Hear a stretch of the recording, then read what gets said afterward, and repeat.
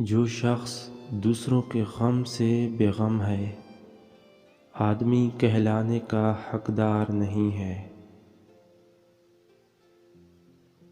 عقل مند اس وقت تک نہیں بولتا جب تک خاموشی نہیں ہو جاتی۔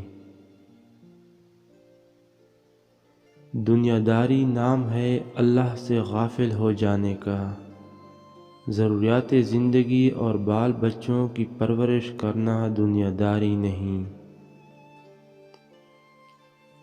اگر تم چاہتے ہو کہ تمہارا نام زندہ رہے تو اولاد کو اچھے اخلاق سکھلاؤ۔ شیر سے پنجہ آزمائی کرنا اور تلوار پر مکہ مارنا ایک ہی بات ہے۔ خدا کے دوستوں کی اندھیری رات بھی روز روشن کی طرح چمکتی ہے۔ زندگی کا راز صبر میں پوشیدہ ہے۔ اگرچہ انسان کو مقدر سے زیادہ رزق نہیں ملتا، لیکن رزق کی تلاش میں سستی نہ کرو۔ یہ ضروری نہیں کہ جو خوبصورت ہو نیک سیرت بھی ہوگا، کیونکہ کام کی چیز اندر ہوتی ہے باہر نہیں۔ آہستہ آہستہ مگر مسلسل چلنا کامیابی کی علامت ہے۔ رزق کی کمی اور زیادتی دونوں ہی برائی کی طرف لے جاتی ہیں۔ دشمن سے ہمیشہ بچو اور دوست سے اس وقت بچو جب وہ تمہاری تعریف کرنے لگے۔ اگر چڑیوں میں اتحاد ہو جائے تو وہ شیر کی کھال اتار سکتی ہیں۔ اچھی عادات کی مالکہ عورت اگر فقیر کی گھر بھی ہو تو اسے بادشاہ بنا دیتی ہے۔ مصیبت کو پوشیدہ رکھنا جواں مردی ہے۔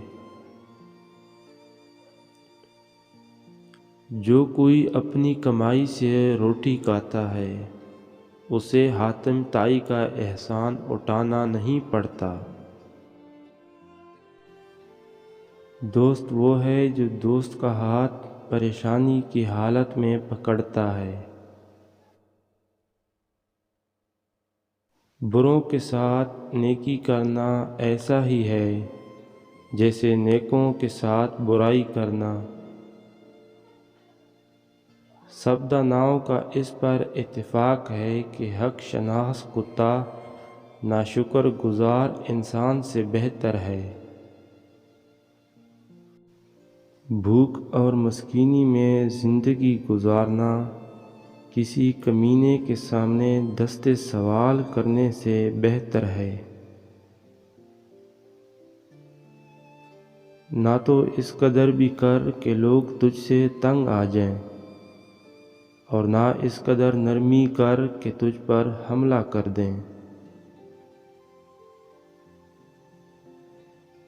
جو شخص اپنے سے زیادہ طاقتور انسان سے زور آزمائی کرتا ہے، وہ اپنے آپ کو تباہ کرنے میں مدد کرتا ہے۔